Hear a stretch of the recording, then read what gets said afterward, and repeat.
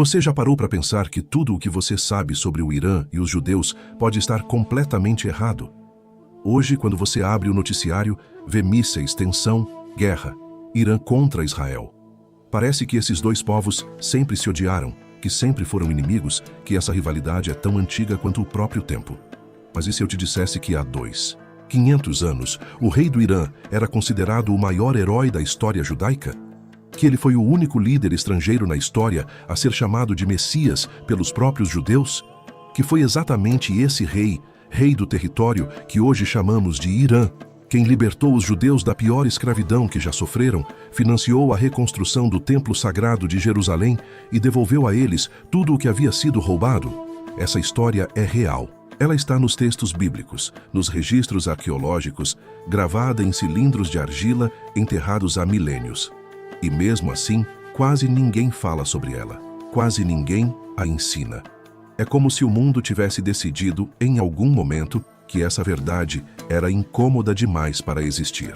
Fica até o final, porque o que você vai descobrir hoje vai mudar completamente a forma como você enxerga esse conflito e vai te fazer perceber que a história, quando contada de verdade, é muito mais surpreendente do que qualquer manchete de jornal.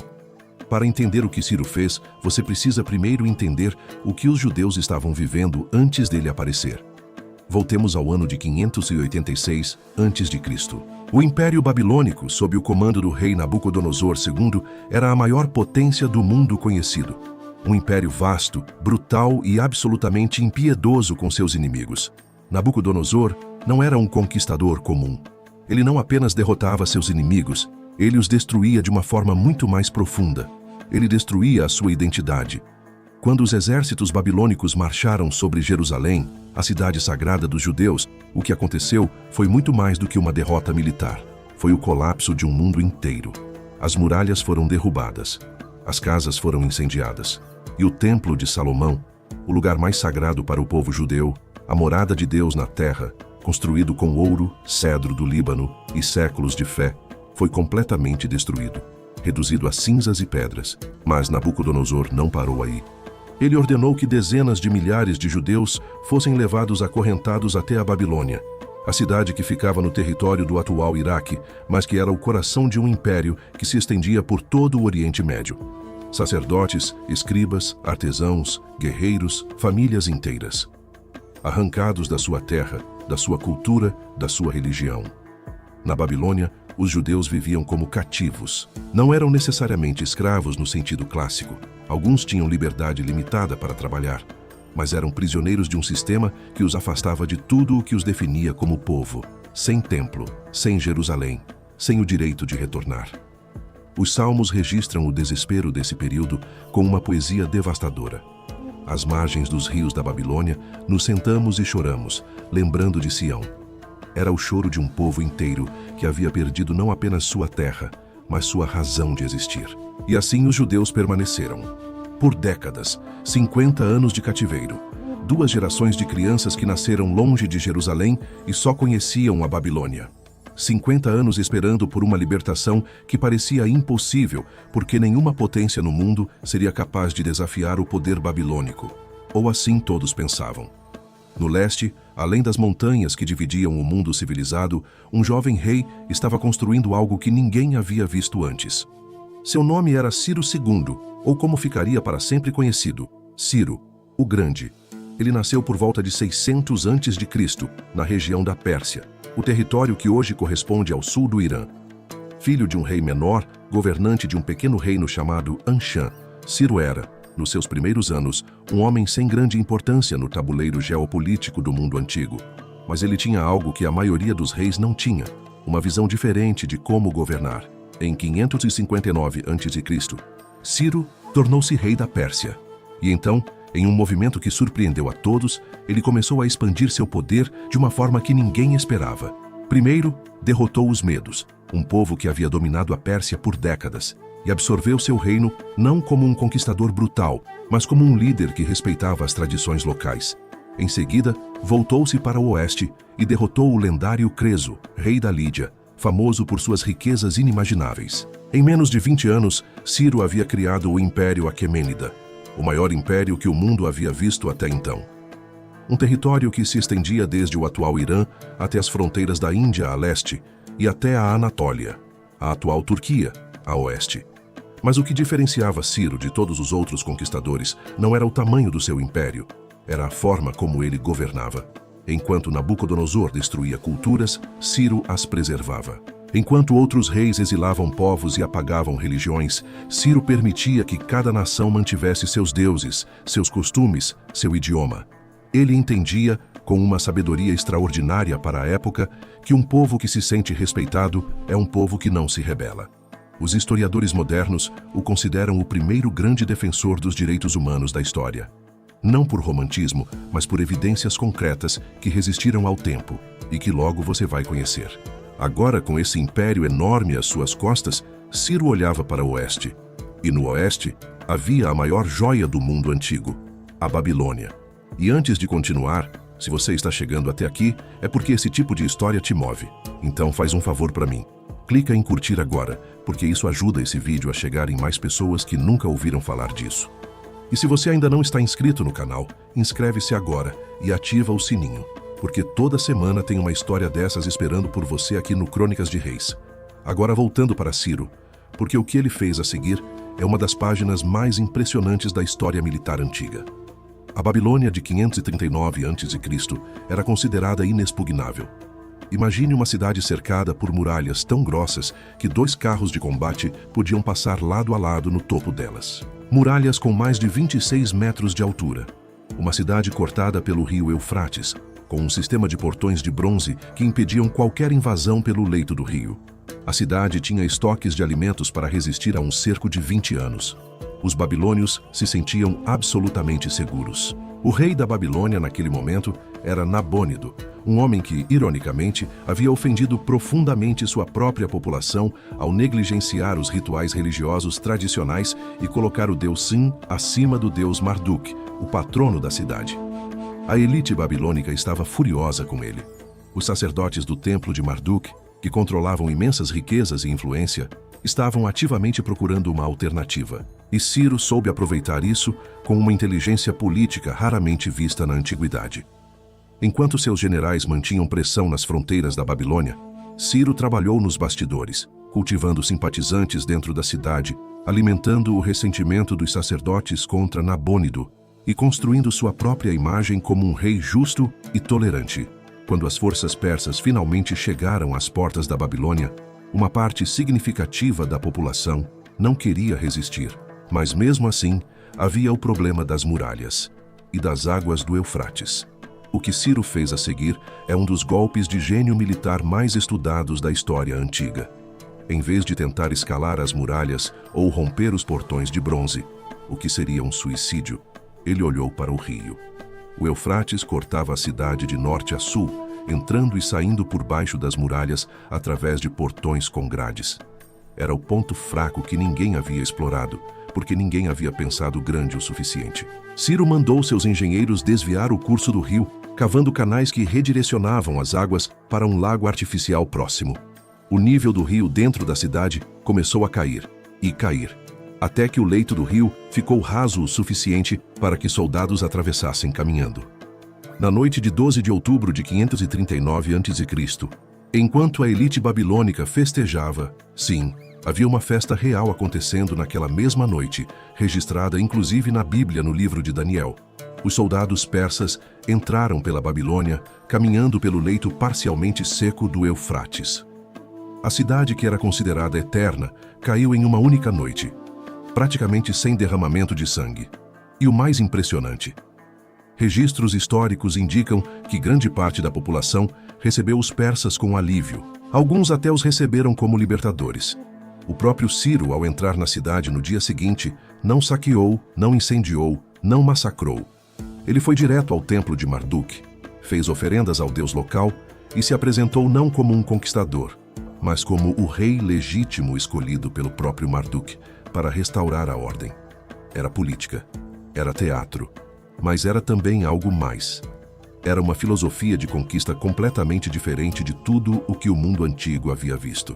E foi exatamente nesse momento que a vida dos judeus cativos na Babilônia estava prestes a mudar para sempre.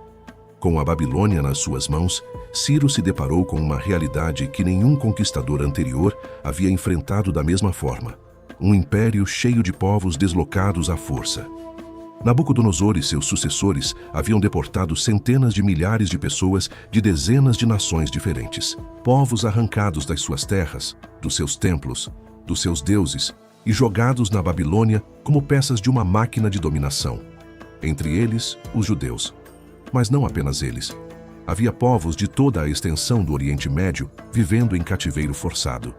Ciro tomou uma decisão que, para os padrões da antiguidade, era simplesmente revolucionária. Em 538 a.C., ele emitiu o que ficaria conhecido como o Decreto de Ciro, um edito real que ordenava a libertação de todos os povos cativos na Babilônia e o retorno de cada povo à sua terra natal. Não apenas isso. O decreto determinava que os objetos sagrados roubados dos templos de cada nação fossem devolvidos e que o próprio tesouro imperial financiaria a reconstrução dos templos destruídos. Para os judeus, isso significava uma coisa que 50 anos de cativeiro havia tornado quase impossível de imaginar: voltar para Jerusalém e reconstruir o Templo de Salomão.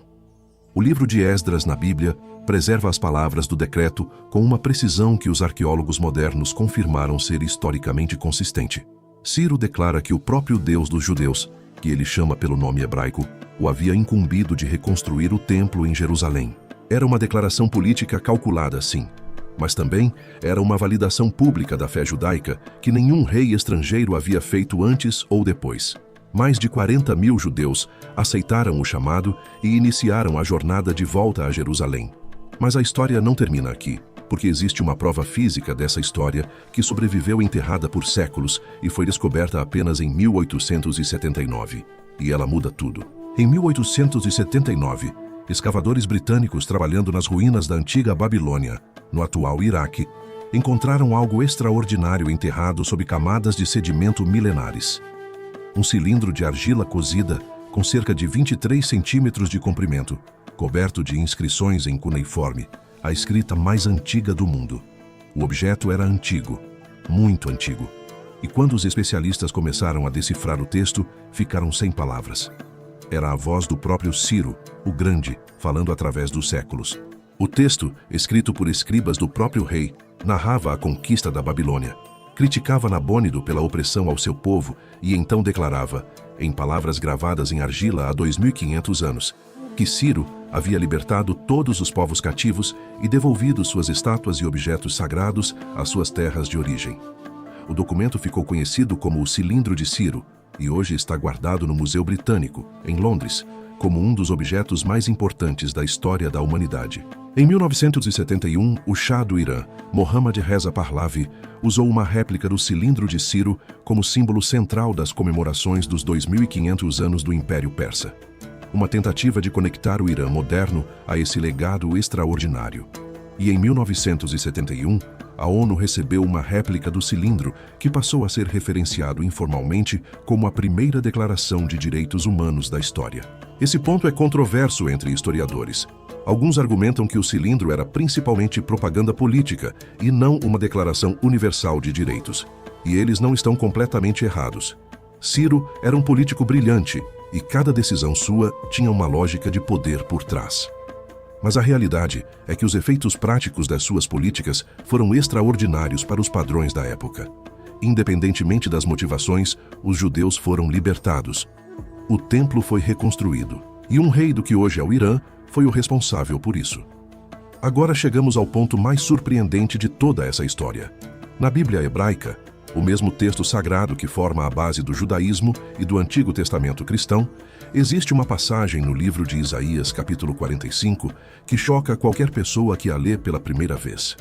O texto diz, literalmente, que Deus chama Ciro pelo nome antes mesmo de ele nascer e o designa como seu ungido, em hebraico, Mashiach, a palavra que em português se traduz como Messias.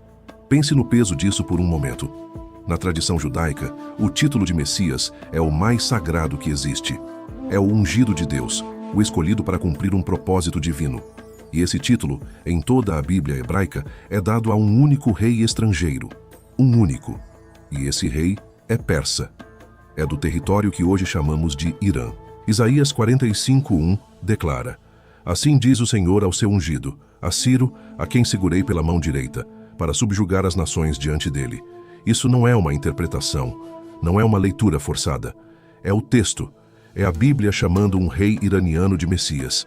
Para os judeus cativos na Babilônia, Ciro não era apenas um libertador político, ele era a resposta de Deus a 50 anos de orações. Era a prova de que mesmo em cativeiro, mesmo longe de Jerusalém, mesmo sem templo, Deus não havia os abandonado. E que o instrumento escolhido para os salvar viria de uma direção que ninguém esperava, do leste, da Pérsia, do Irã.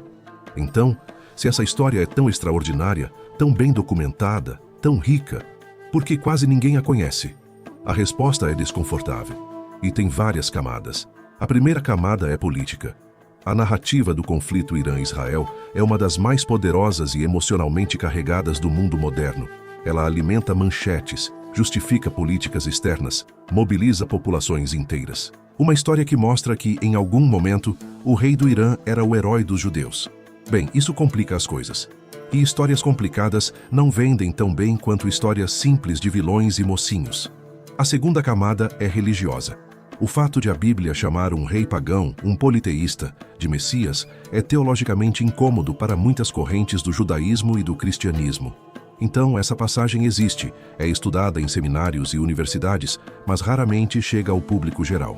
A terceira camada é cultural. No Ocidente, a história do Oriente Médio Antigo é quase sempre contada através da lente greco-romana. Conhecemos Alexandre, César, Cleopatra. Mas os imperadores persas, Ciro, Dário, Xerxes, são personagens secundários quando aparecem. Ciro, que criou o maior império do mundo antigo até aquele momento, é menos conhecido do que qualquer general romano mediano. Mas talvez a razão mais profunda seja simplesmente esta: a história verdadeira é sempre mais complexa do que a história conveniente. E a complexidade não viraliza. O ódio viraliza. A guerra viraliza. A revelação de que dois povos que hoje se combatem já foram um dia o herói e o protegido um do outro. Essa história exige que as pessoas sentem, pensem e questionem o que acreditam. E isso é exatamente o que você está fazendo agora. Ciro, o Grande, morreu em 530 a.C. e combatendo tribos nômades nas fronteiras orientais do seu império. Ele nunca viu o Templo de Jerusalém reconstruído. As obras levaram décadas. Mas o processo que ele iniciou mudou a história do povo judeu de forma permanente.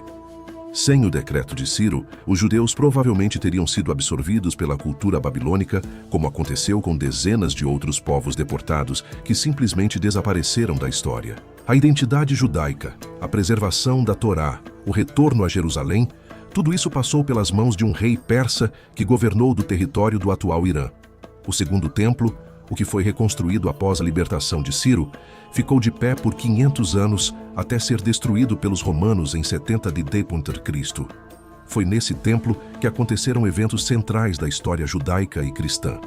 Foi lá que, segundo os evangelhos, o jovem Jesus debateu com os escribas. Foi lá que os peregrinos judeus se reuniam nas grandes festas, e foi a destruição desse templo pelos romanos que iniciou a diáspora judaica pelo mundo, uma dispersão que dura até hoje.